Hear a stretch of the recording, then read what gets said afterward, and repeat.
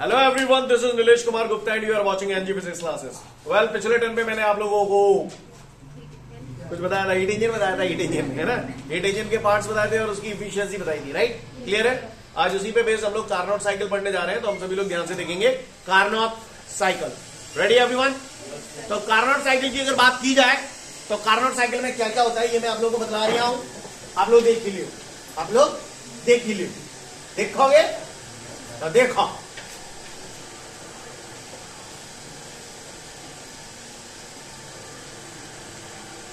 मुझे बता सकते हो ये क्या है?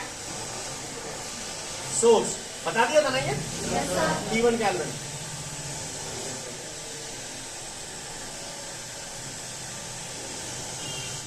ये थी हमारी परफेक्ट इंसुलेटिंग प्लेट, थी या नहीं थी? परफेक्ट इंसुलेटिंग प्लेट बताई थी ना ये?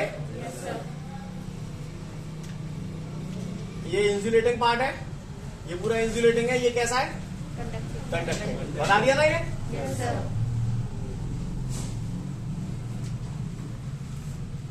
ये इंसुलेटिंग, ये conducting, this is sink. Clear? ये अपना कौन है? सिलेंडर। सिलेंडर। ये कौन है? सिस्टम। ये कौन है? कैसी? फेल क्यों है मालूम है? क्यों फेल है ये? आइडियल गैस को उतना नहीं। दूसरा जाने जो बोली कि पिस्टन जहां में सरक रहा है तो कोई फ्रिक्शन ना हो, तो ये भी पॉसिबल नहीं है। और ये कह रहे हो ये परफेक्टली कंडक्टिंग है और ये परफेक्टली इंसुलेटिंग है, तो ऐसा कुछ परफेक्ट ना हो। तो व्हाई इट इज इम्प्रैक्टिकेबल, ये मैं आपको पिछले टर्न पे बता चुका था। यस और नो? तो why Carnot engine is impracticable? Do you understand that? Understand? Not understand? Understand. Clear? अगर ये बात आप लोग समझते हो तो फिर मैं आगे की बात पे आता हूं, गौर से सुनिएगा। वैसे तो ये बातें मैं बता चुका हूं, पर फिर भी मैं आप लोगों को दोबारा बता रहा हूं, गौर से देखिएगा। पहले आप बताओ, वॉल्यूम अगर बढ़ रहा है तो एक्सपेंशन या कंप्रेशन? वॉल्यूम घट रहा है, टेम्परेचर कांस्टेंट है तो, हीट कांस्टेंट है तो, आपको फॉर्मूला लिखाया था कि आइसोथर्मल प्रोसेस में वर्क डन का फॉर्मूला होता है W is equal to RT log E base D2 upon V1, ज्यादा बटे कम। क्लियर? ये एक्सपेंशन में होता है, कंप्रेशन में नेगेटिव आ जाएगा। क्लियर? अच्छा, और मैंने आपको एडियाबेटिक प्रोसेस में वर्क डन का फॉर्मूला लिखाया था W is equal to R T1 minus T2 upon gamma minus 1। Compression होगा तो नेगेटिव हो जाएगा। हो जाएगा नहीं? हो जाएगा, हो जाएगा। क्लियर है? अच्छी बात है। अच्छा, मैंने आपको ये भी बताया था कि कौन से कर्व का स्लोप ज्यादा होता है? कौन से कर्व का स्लोप ज्यादा होता है? एडियाबेटिक कर्व का स्लोप ज्यादा होता है। किससे? आइसोथर्मल कर्व से। ये भी मैं आपको बता चुका हूं। ठीक है। कोई थर्मोडायनेमिक सिस्टम अगर हीट एब्जॉर्ब करता है तो वो कैसा लोगे? पॉजिटिव या नेगेटिव? अगर वो हीट रिजेक्ट करेगा तो जानते हो? जानकार हो? इफिशियंसी ऑफ हीट इंजन हमने पढ़ा था। इफिशियंसी ऑफ हीट इंजन का फॉर्मूला होता है work done upon heat supply, W upon Q1। पढ़े नहीं पढ़े? पढ़े। चलो फिर मैं आगे, गौर से देखिएगा और try to understand everyone. Pressure और वॉल्यूम के बीच में जो ग्राफ बनाया जाता है उसे आप लोग इंडिकेटर डायग्राम भी बोलते हो, आइसोथर्मल कर्व भी बोलते हो, एडियाबेटिक कर्व भी बोलती हो। ये सब बोलती नहीं बोलती? बोलती। आ जाओ, तो मैं शुरुआत कर रहा हूं, गौर से देखिएगा आप लोग।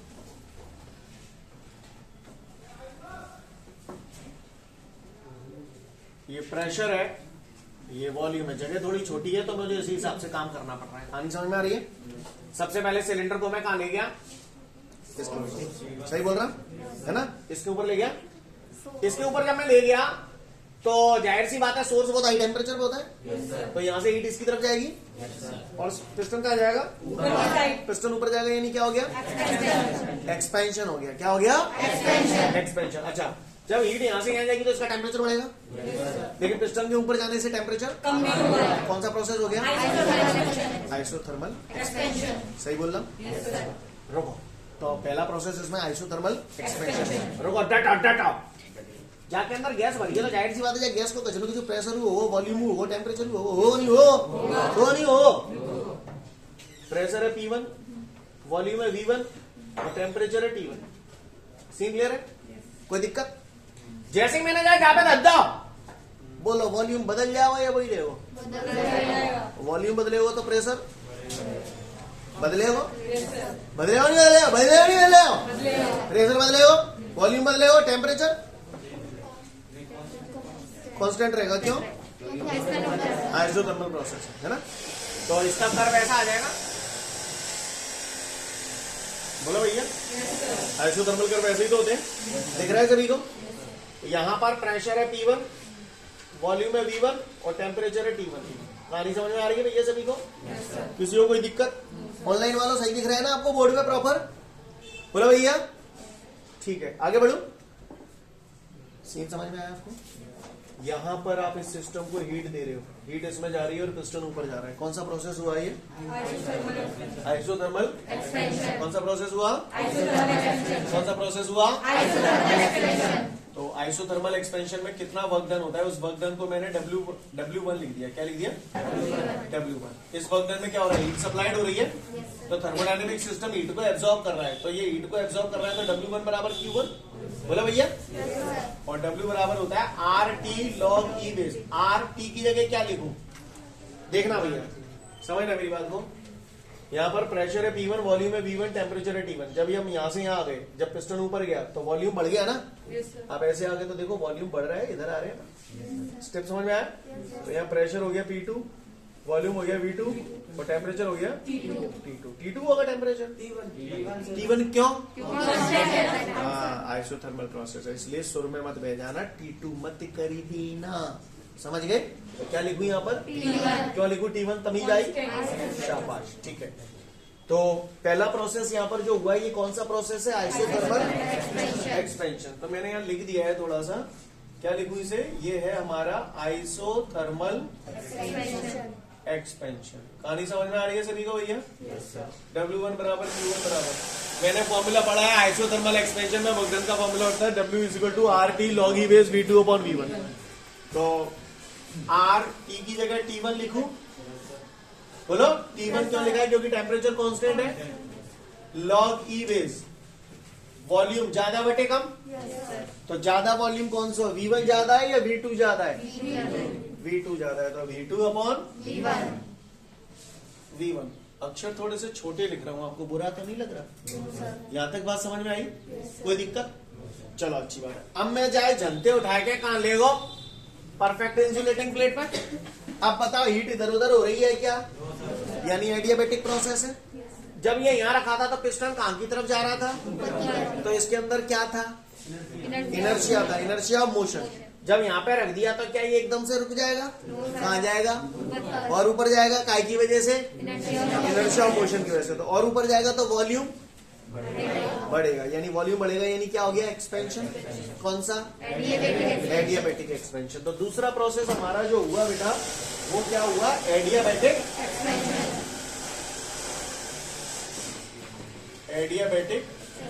एक्सपेंशन। में जो बोर्ड पे अक्षर लिख रहा हूं वो आपको दिख भी रहे हैं कि नहीं दिख रहे हैं? दिख रहे हैं। Adiabatic expansion. तो इस वर्क को मैंने नाम दे दिया W2। क्लियर? यहाँ पर हीट तो उधर उधर हो नहीं रही है। अच्छा, अब आप एक बात बताओ, एक्सपेंशन हुआ है तो इसका मतलब वॉल्यूम चेंज हुआ है। और अगर वॉल्यूम चेंज होना है तो प्रेशर तो चेंज होना ही होना है। वॉल्यूम भी चेंज होगा, प्रेशर भी चेंज होगा, टेम्परेचर क्यों भैया? टेम्परेचर क्यों कांस्टेंट? हीट अंदर बाहर नहीं हो रही है, लेकिन पिस्टन तो ऊपर जा रहा है, तो फिर टेम्परेचर कम होगा। यस और नो? ओके। तो अब एडियाबैटिक एक्सपेंशन हो रहा है, तो ये कर्व मैंने बनाया, ये कुछ ऐसा हो जाएगा। देखो इसका स्लोप देखो और इसका ढाल देखो, इसका ज्यादा है ना? समझ में आएगा? तो यहां पर मैंने प्रेशर नाम दे दिया, क्या नाम दूं? P3। बोलो भैया। वॉल्यूम जोर से बोलो। P3। Temperature T2। क्या हुआ को परेशानी? वही तो बताए। सीन क्लियर है सभी को? ऑनलाइन वालों क्लियर है? यहां तक बात समझ में आ रही है कि मैं ये दे लो समझ में चिपटा हूं? क्लियर है? दिख रहा है? नहीं हो तो उधर बैठ सकते हो। यहां तक बात समझ में आई सभी को? तो इस प्रोसेस में वर्क डन निकालना है। तो भैया एडियाबैटिक प्रोसेस है, एडियाबैटिक एक्सपेंशन हो रहा है, तो वहां पर वर्क डन का फॉर्मूला पढ़ा हमने, W बराबर RT1 - T2 गामा -1। तो W2 इज इक्वल टू हो गया RT1 - T2 upon gamma -1। Scene clear है? कोई दिक्कत? समझ गए? कल वाली कहानी समझा रहा हूं, इतनी मैं बता चुका था, हल्का सा थोड़ा और बढ़ा दिया मैंने यहाँ पर है। आगे बढ़ो, अब बोलो कहा ले आऊं सिलेंडर, सिंक पे ले आऊंगा। अच्छा एक बात बताओ, ग्राफ में अगर मैं ऐसे जा रहा हूं, ऐसे करके जा रहा हूं, तो ऐसे यूं आ रहा है ग्राफ, तो वॉल्यूम क्या हो रहा है, बढ़ रहा है। अगर मुझे वॉल्यूम कम करना है तो फिर कैसे रिटर्न आना पड़ेगा। अच्छा इधर, तो सिलेंडर अब उठा के यहाँ गया, सिलेंडर जब यहाँ गया है तो सिंक लो टेम्परेचर पे होता है। अब क्या हो रहा है, पिस्टन नीचे आएगा, वॉल्यूम कम हो रहा है। वॉल्यूम कम होगा तो जाहिर सी बात है यहाँ टेम्परेचर बढ़ेगा, लेकिन ये हीट यहाँ से यहाँ रिजेक्ट हो जाएगी। बोला भैया, तो टेम्परेचर कैसा मेंटेन हो गया, कांस्टेंट। जितना टेम्परेचर पिस्टन के नीचे आने से बढ़ा उतना, समझ गए ना मेरी बात को, सीन क्लियर है। तो यहाँ पर कौन सा प्रोसेस हो रहा है, हाँ वॉल्यूम कम हो रहा है तो कंप्रेशन। तो तीसरा प्रोसेस हमारा क्या हो गया, आइसोथर्मल कंप्रेशन। तो मैं लिख रहा हूँ तीसरा प्रोसेस हुआ हमारा आइसोथर्मल कंप्रेशन। आइसोथर्मल कंप्रेशन, तो इसको मैंने लिखा W3 बराबर। अच्छा, इस कंप्रेशन में थर्मोडायनेमिक सिस्टम में हीट एब्जॉर्ब हो रही है या रिजेक्ट हो रही है, रिजेक्ट हो रही है। तो रिजेक्टेड हीट मैंने मान लिया Q2। तो हीट अगर रिजेक्ट हो रही है तो इसे आप नेगेटिव लोगे या पॉजिटिव लोगे, नेगेटिव लोगे, तो माइनस। क्लियर। और हमने, अच्छा कंप्रेशन हो रहा है तो वॉल्यूम कम होगा या बढ़ेगा, कम होगा। तो अब ये ग्राफ ऐसा आ जाएगा, बोलो भैया।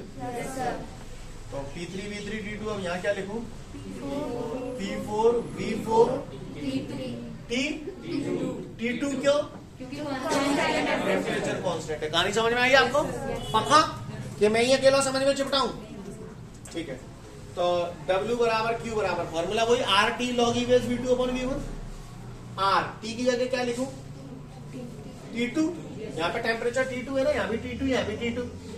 बोलो बेटू, yes, तो W बराबर RT log E बेस, ज्यादा बटे कम, yes, तो बताओ भैया वॉल्यूम, जहाँ में एक V3 है एक V4 है, मुझे ज्यादा बटे कम लिखनी, मैं कहा लिखूं, हाँ आराम से देख देख क्या बोल रहे हो ना, no, झूठ बोल रहे होते तो।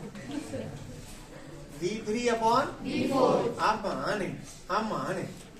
तो ये आइसोथर्मल कंप्रेशन। चलिए अब सिलेंडर कहां धकेलूं, ऊपर कहां धकेलूं, परफेक्टली इंसुलेटिंग प्लेट पे। आपको फिल्म क्लियर है ना कल वाली। तो इसको अगर मैं यहाँ से यहाँ धकेल दिया, अब बताओ सिलेंडर कहाँ जाएगा, पिस्टन कहाँ जाएगा, ड्यू टू इनर्शिया मोशन, नीचे जाएगा तो कहाँ हो, कंप्रेशन। हीट देते हैं एरिया का, ना एरिया नहीं, आइडिया बेटे। तो चौथा प्रोसेस है हो जाए एडियाबैटिक, क्या है वो, एडियाबैटिक कंप्रेशन, एडियाबैटिक कंप्रेशन। तो W4 बराबर, अब कंप्रेशन हो रहा है तो नेगेटिव होगा, R T1 minus T2 upon gamma minus 1। Scene clear है, काव्य को पूरा बोलो है, नहीं ये बताओ आपने जा रहा हो कहाँ जाओ वापस, ये कौन सी स्टेज पे पहुंच गया, फिर से इनिशियल स्टेज पे पहुंच गया, ये साइकिल बन गई, दिस इज कार्नोट साइकिल। नहीं है, समझ नहीं पक्का, समझ गए। अगर ये बात समझ, अब फिर से वही काम, जा पे ले आओ पिज्जा पे ले आओ, पिज्जा ले जी, धरा उठाए कतरा, नहीं है मेरी बात, सीन क्लियर है। अब मुझसे पूछ रहा है इसकी इफिशियंसी बताओ, try the relation for the efficiency of Carnot cycle.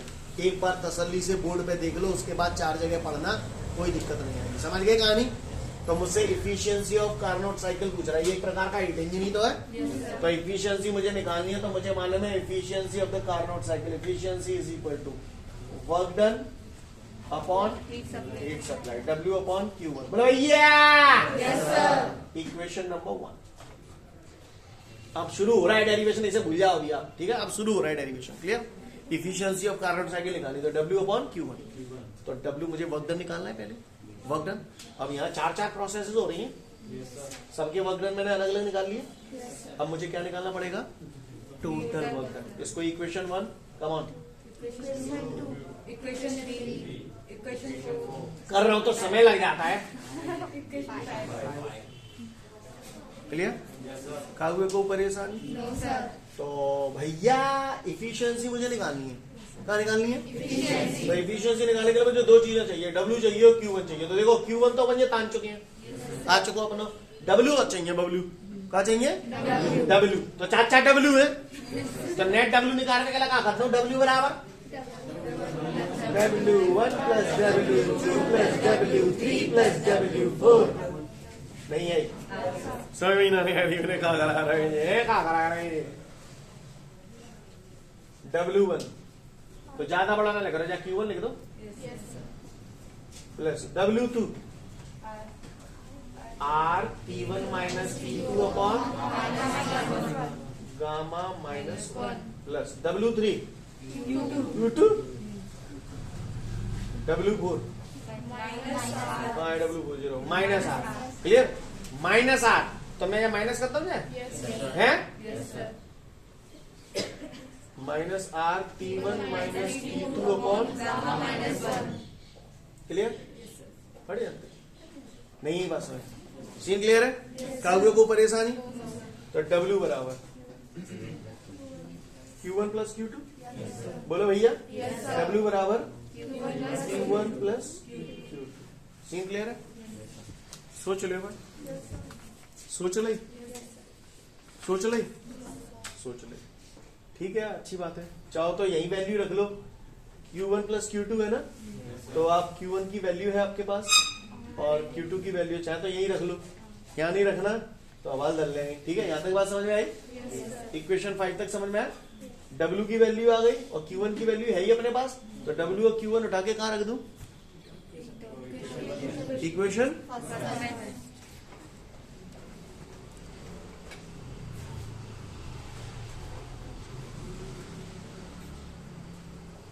put the value of W and Q1 in equation first. Ready? Yes, sir. In equation first. Equation first. Eta बराबर W Q1 plus हटे आवाज आ रहे हो? Clear? काव्य को परेशानी? आगे बढ़ रहा हूं। ईटा बराबर Q1 ने अलग अलग टोक दो, Q1 upon Q1 plus Q2 upon Q1, Q1 से Q1 पटक दो। क्लियर है? जन्नो काव्य को परेशानी? आगे बढ़ जाऊं? क्यों इसको मिटा दो, इसकी कोई जरूरत तो है नहीं, इसका काम हो गया है। समझ गए ना आप लोग? ठीक है, थोड़ा प्लॉट छोटा है ना।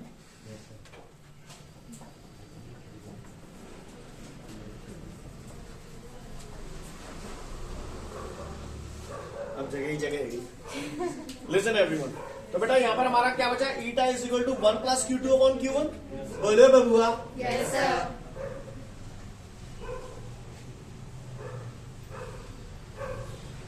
तो ईटा इज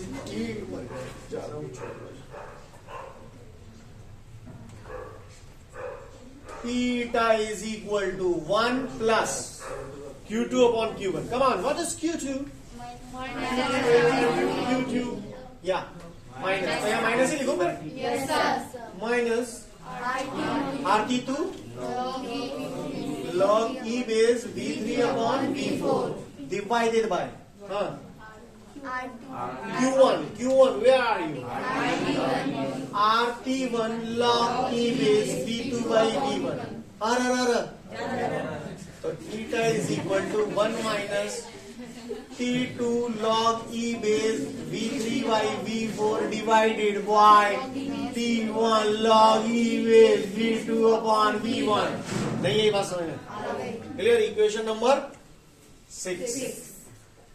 अभी तो शुरुआत है, अभी आगे देखिए होता है क्या। क्लियर?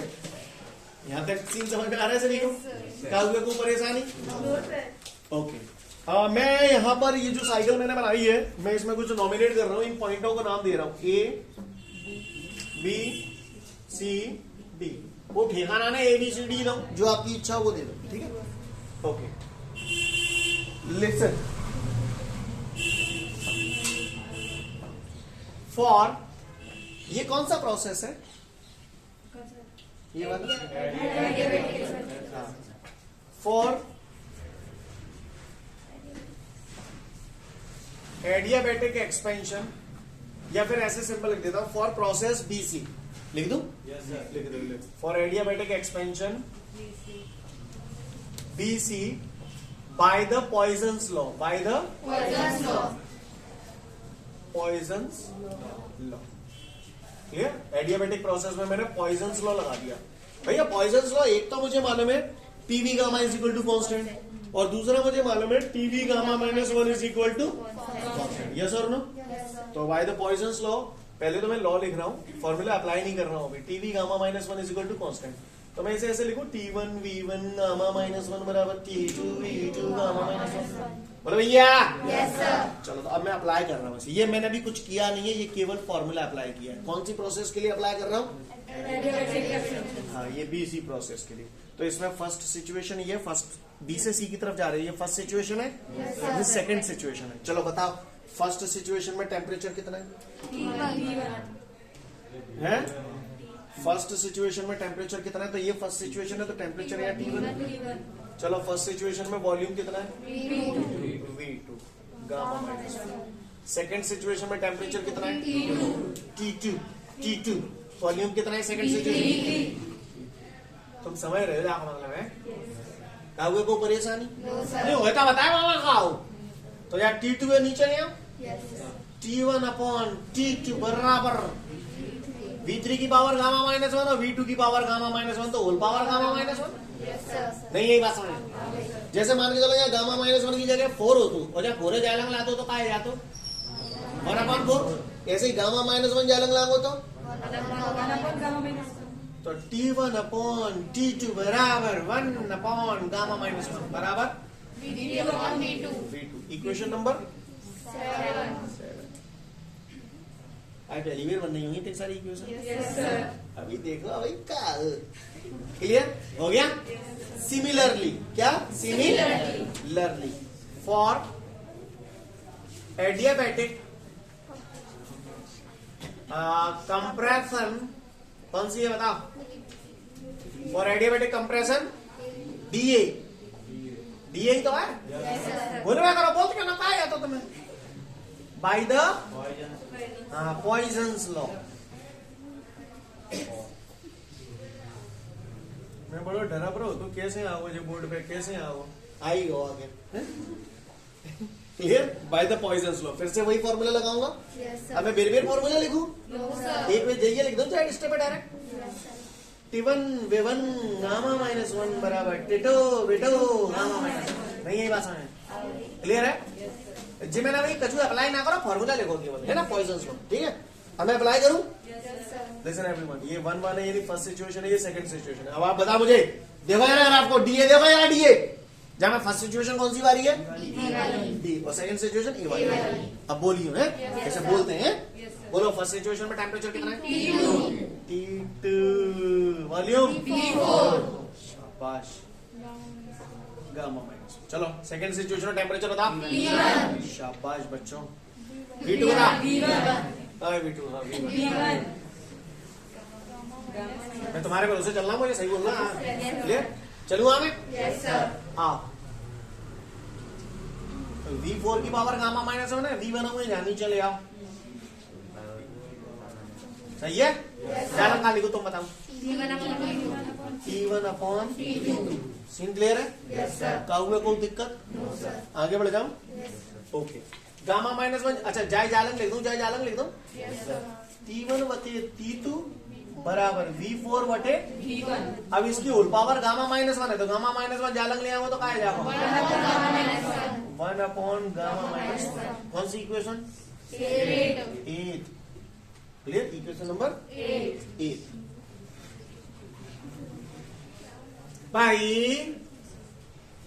बाई इक्वेशन 7 एंड 8 गौर से देखिए, दोनों के LHS बराबर है।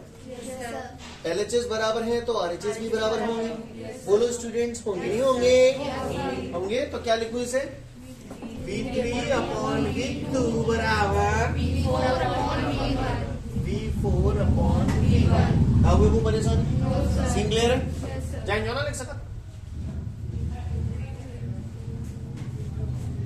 बोलो भैया सीन क्लियर है? काहुए को परेशानी, आगे बढ़ जाओ, आगे बढ़ रहा हूं। Put the value of V3 upon V4 in equation 6. Is it equation 6? Yes, sir. Eta बराबर 1 minus T2 upon T1 log E base V3 upon V4 की जगह V2 upon V1 रख दो। Yes, sir. V2 upon V1 और जे log E base V2 upon V1. ये हड़े आती ये तो ईटा बराबर हमारा क्या आ गया?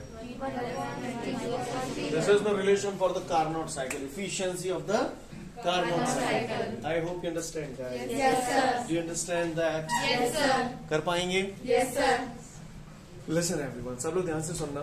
आपके नोट्स में जो क्वेश्चन दिया है, explain Carnot cycle on the basis of following heads, है ना?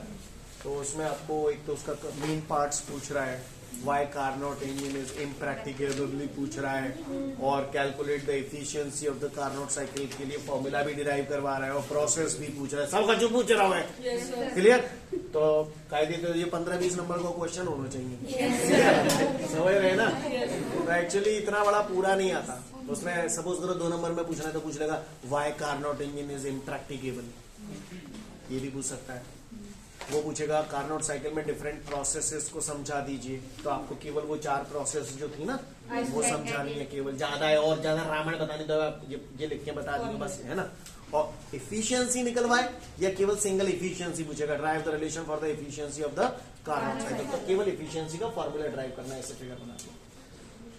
नहीं बस सीन क्लियर है? पक्का? मैंने आपको 2-4 घंटे दिए, आराम से जो देखो, ठीक है? करो बराबर। चलिए, तो मैं उम्मीद करता हूं सभी का एफिशिएंसी ऑफ कार्नोट साइकिल का ये फॉर्मूला आ गया। रिलेशन हमारा आया efficiency is equal to 1 minus T2 upon T1। तो सबसे पहले मुझे ये बताओ इसमें what is T1? Temperature of the source का T2 temperature of the sink. Relation is efficiency eta is equal to 1 minus T2 upon T1. 1 minus T2 upon T1. Ready everyone? चलिए आगे बढ़ते हैं। इसके बाद हमारे को एक न्यूमेरिकल दे रहा है, उसमें बोल रहा है calculate the efficiency of the Carnot engine. Calculate the efficiency of the Carnot engine when the temperature of the source and sink are 300 degree Celsius and 15 degree Celsius. तो सोर्स का टेम्परेचर 300 डिग्री सेल्सियस दे रहा है। Source का temperature आप T1 से denote करते थे 300 degree Celsius, यानी 300 प्लस 273 बराबर 573 केल्विन। T2 15 डिग्री सेल्सियस, तो इसको मैं ऐसे लिखूं 15 प्लस 273, तो कितना हो गया? 289। अब मुझसे एफिशिएंसी पूछा, भैया अपन जानते 288, I am sorry. Eta is equal to 1 minus T2 upon T1. What is T2? 288. What is T1? 573. अब तो कर लोगे? Yes, sir. आंसर बोलिए कितना है? 0.497. Note it down. ठीक है, तो फिर आज के लिए पर्याप्त, कल फिर मिलते हैं। Thank you everyone, have a great day to all of you guys.